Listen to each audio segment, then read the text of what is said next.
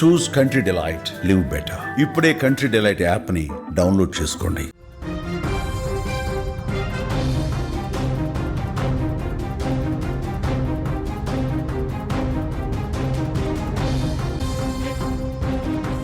భీమవరంలో దారుణ హత్యలు జరిగాయి.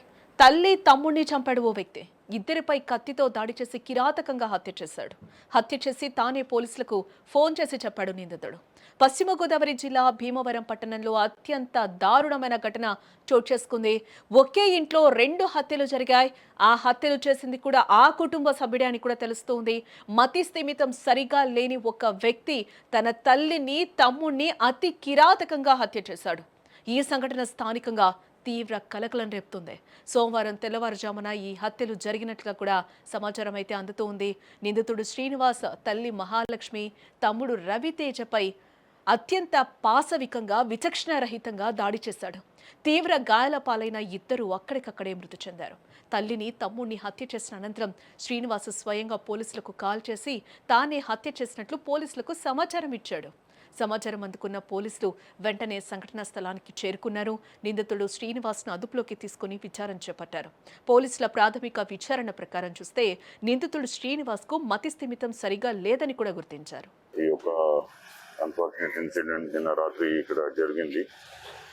దీంట్లో సొంతూరు ఫ్యామిలీ మెంబర్ బ్రదర్కి తర్వాత మదర్కి కిచెన్ నైఫ్ వాడేసి చంపడం జరిగింది.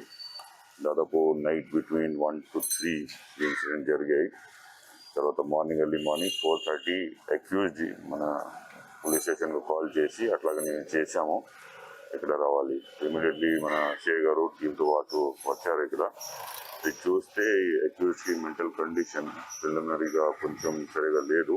వాళ్ళ దగ్గర చెక్ చేస్తున్నారు ఇది సరిగా ఉందా లేదా. బ్రదర్ ఆయనకి తిట్టారు బయట చేసి గొడవ కానీ కేకలు చేసి అట్లా చేయలేదు, along with other neighbors and other people on the road. దానివల్ల ఇది చాలా కోపంలో వచ్చేసి అట్లా మల్టిపుల్ స్టాబింగ్ చేసేసి ఘటన జరిగింది.